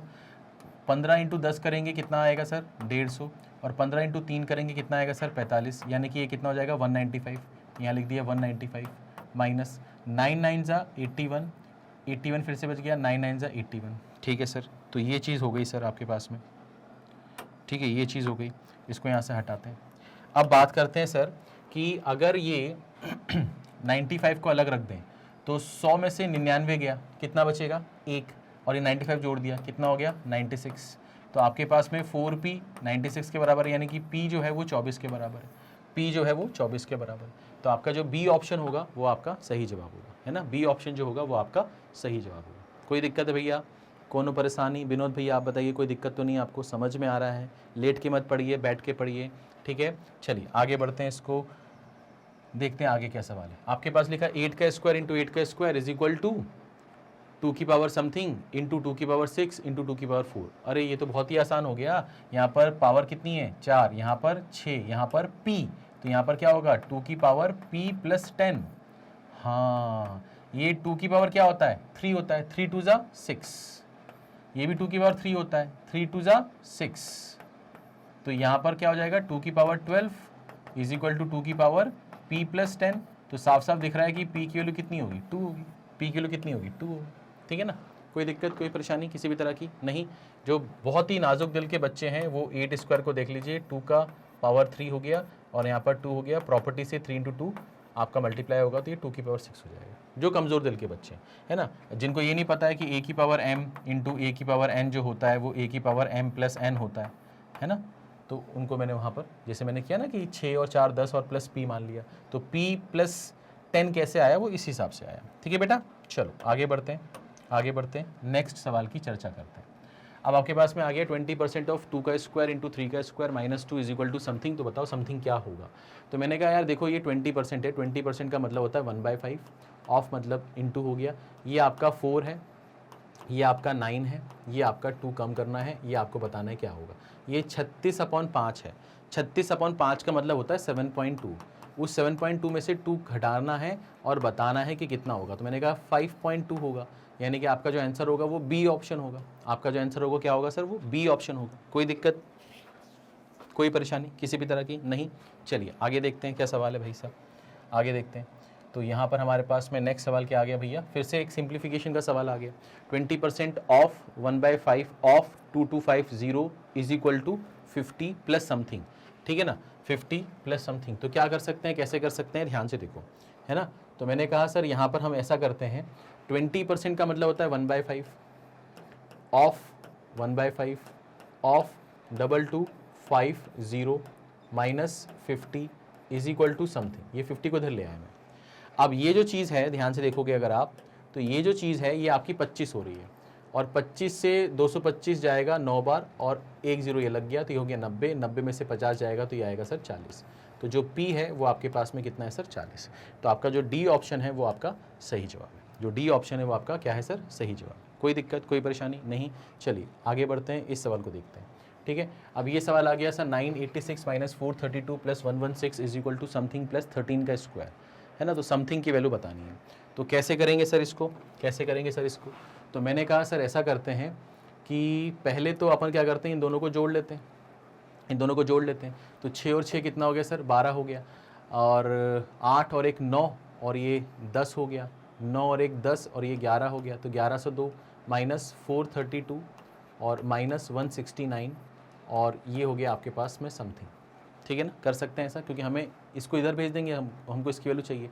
तो 2 में से 2 गया 0 बचा, 10 में से 3 गया 7 बचा, अब 10 में से 4 जाएगा 6 बचेगा। इसमें से 169 कम करना है और बताना है क्या होगा। थोड़ी देर के लिए मान लो कि 170 है, मान लो 170 है, तो 670 में से 170 जाएगा तो कितना बचेगा? 500 बचेगा। क्या बचेगा? 500 बचेगा। 670 में से 170 जाएगा तो कितना बचेगा? 500 बचेगा। बट आपने तो 170 माइनस कर दिया सर, एक ज़्यादा माइनस कर दिया, वापस कर दो, तो क्या हो जाएगा? 501 हो जाएगा। तो ये जो P है ये क्या आ जाएगा सर? 501 आ जाएगा, यानी कि जो पहला ऑप्शन है वो आपका सही जवाब है। ठीक है, पहला ऑप्शन जो है वो आपका सही जवाब है। कोई दिक्कत, कोई परेशानी किसी भी तरह की नहीं।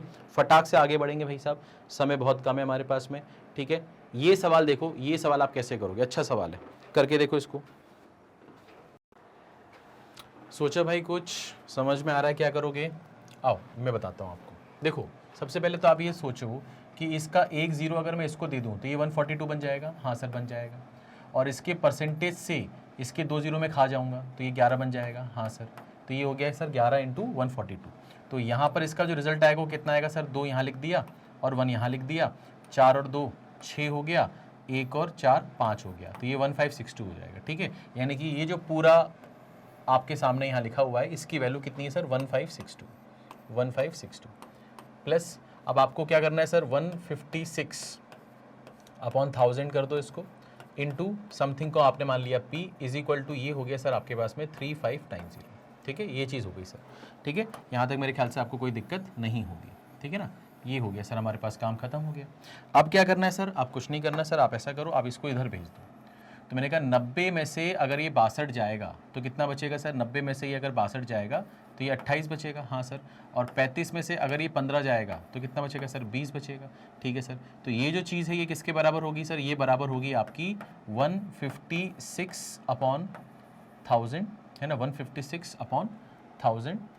ठीक है, और इनटू कितना? P के बराबर। ठीक है सर, ठीक है सर, कोई दिक्कत नहीं है। तो अब P की वैल्यू निकालनी है तो ये कितना होगा सर? 2028 इंटू 1000, और नीचे कितना है सर? 156, यानी कि ये 12 इंटू 13 है, 12 इंटू 13 है। तो अगर आप इसको सॉल्व करोगे तो आपको समझ में आएगा कि 12 से ये जो है ये जाएगा आपका 169 टाइम्स, और 13 से ये जाएगा आपका 13 टाइम्स। तो P जो आएगा वो आएगा 13 इंटू 1000, यानी कि 13,000। तो इस सवाल का जो सही जवाब है वो कितना है सर? बी ऑप्शन, यानी कि 13,000। ठीक है, सिंपल था, ईजी था, कोई दिक्कत मेरे ख्याल से आपको होनी नहीं चाहिए। ठीक है ना बेटा, आगे बढ़ सकते हैं, आगे बढ़ सकते हैं। चलिए आगे बढ़ते हैं, नेक्स्ट सवाल पे चर्चा करते हैं। अब आपके पास में अर्थमेटिक के अब 2 सवाल आएंगे, 34 और 35। ये वाला सवाल टाइम एंड वर्क पर आधारित है, इफ़िशिएंसी बेस्ड सवाल जो आते हैं। ठीक है, तो A can do a work in 24 days, तो ए किसी काम को 24 दिन में कर सकता है। B is 20% more efficient than A, B की कार्यक्षमता ए से 20% ज़्यादा है। If C can do the work in 10 more days than B, C B की तुलना में 10 दिन ज़्यादा समय लेता है काम को करने के लिए। Find days taken by A and C together to complete the work, अगर टोटल वर्क ए और सी मिलकर करेंगे तो उनको कितना समय लगेगा, ये आपसे पूछा गया। ठीक है ना, तो भैया ए 24 दिन में काम करता है, बी की कार्यक्षमता ए से 20% ज़्यादा है, बी के मुकाबले सी जो है काम को करने के लिए 10 दिन ज़्यादा लेता है। ए और सी मिलकर अगर काम करेंगे तो कितने दिन में काम कंप्लीट होगा, ये आपसे पूछा गया है। तो अब आप यहाँ पर क्या करोगे, कैसे करोगे, ध्यान से देखो। तो मैंने बोला सर यहाँ पर ए और बी के बारे में बात हो रही है। ठीक है, यहाँ पर ए और बी के बारे में बात हो रही है कि उनकी इफ़िशिएंसी के बीच में एक रिलेशन दिया गया कि जो बी की इफ़िशिएंसी वो 20% ज़्यादा है। तो अगर हम इफ़िशिएंसी की बात करें तो इसकी इफ़िशिएंसी अगर 5 होगी तो इसकी इफ़िशिएंसी 6 होनी चाहिए, क्योंकि 5 और 6 है ना। अगर इसकी इफ़िशिएंसी 5 है तो इसकी 6 होनी चाहिए। जैसे अगर इसकी इफ़िशिएंसी आपने 100 मानी तो इसकी 120 होनी चाहिए, क्योंकि 20% ज़्यादा है। 20 से 5 टाइम्स, 20 से 6 टाइम्स, हाँ या ना। ठीक है सर, समझ में आ गया, समझ में आ गया। अब इफ़िशिएंसी 5 और 6 का रेशियो है अगर इसमें, तो टाइम का रेशियो कितना होगा सर? 6 और 5 का होगा। टाइम का रेशियो कितना होगा सर? 6 और 5 का होगा। हाँ सर, और ए के बारे में जानकारी है कि ए जो है वो काम को 24 दिन में करता है, यानी इस 6 की जो वैल्यू है वो 24 के बराबर है, यानी कि 4 टाइम्स हो रहा है। तो इसका भी क्या कर देंगे, 4 टाइम्स कर देंगे, तो ये आ जाएगा सर आपका 20, यानी कि बी का जो टाइम है वो 20 है। अगर बी का टाइम 20 है तो सी के बारे में जानकारी ये है कि वो इससे 10 दिन ज़्यादा समय लेता है, यानी कि ये 30 हो जाएगा, यानी कि ये काम 30 दिन में करेगा। ठीक है सर, अब आपसे बोल रहा है कि ए और सी अगर मिलकर काम करें तो काम कितने दिन में पूरा होगा। ठीक है ना, तो अब आप यहाँ पर ये सोचो कि भैया ए जो है वो किसी काम को 24 दिन में करता है, सी जो है वो उसी काम को 30 दिन में करता है, तो इसका एलसीएम लिया तो ये हो गया 120, ये आ जाएगा सर आपके पास 5, ये आ जाएगा आपके पास में 4। तो अगर ये मिलकर काम करेंगे तो 9 यूनिट करेंगे एक दिन में। करना कितना है सर 120, तो अगर ए और सी मिलकर काम करेंगे तो 120 यूनिट प्रतिदिन 9 यूनिट के हिसाब से अगर कर रहे होंगे तो उनको इतना समय लगना चाहिए। इसको अगर हम डिवाइड करेंगे 3 से तो ये क्या हो जाएगा सर 40/3, ये क्या हो जाएगा सर आपका 40/3 है ना, 40/3। तो आपका जो आंसर है वो भी इसी फॉर्म में दिया गया है, नहीं तो आप इसको थोड़ा सा और सॉल्व कर सकते थे, 3 × 13 और ये 1 हो जाता। तो इस फॉर्म में भी आपको मिक्स फ्रैक्शन के फॉर्म में भी आंसर दिया जा सकता था, अभी आपको इम्प्रॉपर फ्रैक्शन के फॉर्म में आंसर दिया गया है, ऑप्शन दिए गए। तो आपका जो आंसर है वो कितना होगा 40/3।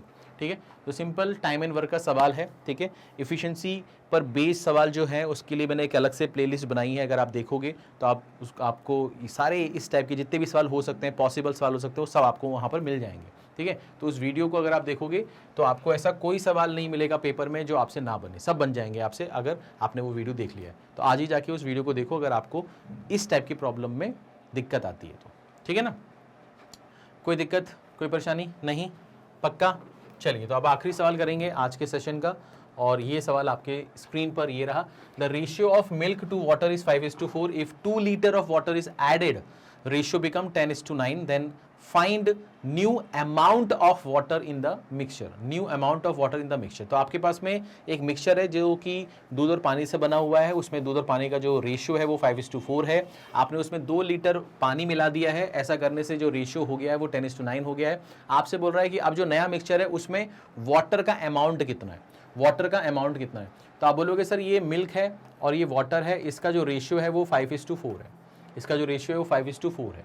अब आपने इसमें 2 लीटर जो है वो क्या मिला दिया है सर, आपने पानी मिला दिया है। तो अब ये जो रेशियो हो जाएगा सर ये 10:9 हो जाएगा। अब आपको देखना बस ये कि आपने जो चेंज किया है वो वाटर में चेंज किया है, तो वाटर की क्वांटिटी बढ़नी चाहिए, बट यहाँ पर जो दूध की क्वांटिटी है वो ना तो बढ़ेगी ना तो घटेगी, वो तो सेम होनी चाहिए। तो मैंने कहा 5 और 10 को आपको क्या करना है सर, सेम बनाना है, ये प्रोसेस होता है हमारा। ठीक है ना, तो अब हमने यहाँ पर क्या किया सर, हमने इसको सेम बनाने के चक्कर में 10 और 5 को सेम बनाने के लिए हमने एलसीएम ले लिया। 10 और 5 का कितना आएगा, 10 आएगा, तो इसको 10 बनाएंगे अगर तो ये 8 बन जाएगा। अब अगर कोई चीज़ 8 थी या वो 9 हो गई तो इसके हिसाब से तो 1 यूनिट का चेंज आया है उसमें, और इस 1 यूनिट की value in terms of litre कितनी है, 2 litre. In terms of litre कितनी है, 2 लीटर। आपसे पूछ रहा है कि जो अब नया मिक्सचर होगा उसमें वाटर की क्वांटिटी कितनी होगी, यानी कि 9 की वैल्यू आपसे पूछ रहा है। तो अगर 1 की वैल्यू 2 है तो 9 की वैल्यू कितनी होगी सर, 9 × 2 यानी कि 18 लीटर। तो आपका जो आंसर आएगा वो कितना आएगा सर, 18 लीटर। ठीक है, कोई दिक्कत कोई परेशानी किसी भी तरह की नहीं, सिंपल है भाई, सिंपल है, आसान है, ईजी है, सरल है। ठीक है, चलिए, तो उम्मीद करता हूँ कि आज के सेशन में आपको जो कुछ भी पढ़ाया गया, बताया गया, समझाया गया वो आपको समझ में आया होगा। 2021, 20, 19, 18 और 17 का पेपर हम सॉल्व कर चुके हैं।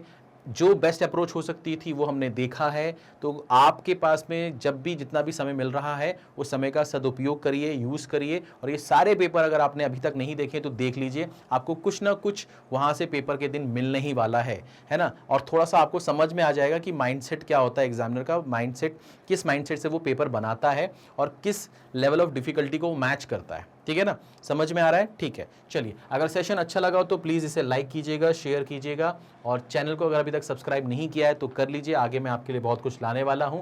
आपके लिए एक बहुत अहम जानकारी कि आप में से कोई भी बच्चा जो ये वीडियो देख रहा है या आपके परिचित में कोई बच्चा हो जो कि इन एग्जामिनेशन में से किसी भी एग्ज़ाम से बिलोंग करता है, इस एग्ज़ाम की तैयारी कर रहा हो या आगे फ्यूचर में करने वाला हो इन कोर्सेज़ की या इन एग्ज़ाम्स की, तो वो इन सभी की तैयारी मैग्नेट ब्रेन्स के ऑफिशियल डेडिकेटेड यूट्यूब चैनल के थ्रू कर सकता है, जहां पर हमारी एक डेडिकेटेड टीम है जो आपको डेली बेसिस पर वीडियो प्रोवाइड करती है, कुछ ना कुछ आपको रोज़ आकर सिखाती है, और कोशिश ये करती है कि आपका कोई भी ऐसा टॉपिक ना रह जाए जहां पर आप वीक महसूस कर रहे हो। ठीक है, हमारा जो तरीका है पढ़ाने का वो ये है कि हम डेली बेसिस पर आते हैं, हर एक वीडियो में हमारा फोकस किसी एक पर्टिकुलर टाइप ऑफ क्वेश्चंस पर होता है या तो फिर पर्टिकुलर टाइप ऑफ कॉन्सेप्ट पर होता है, और फिर हम उसको समझाने के साथ साथ में बहुत सारे एग्जाम्पल को लेते हैं ताकि आपको चीज़ें अच्छे से दिमाग में बैठ जाएं।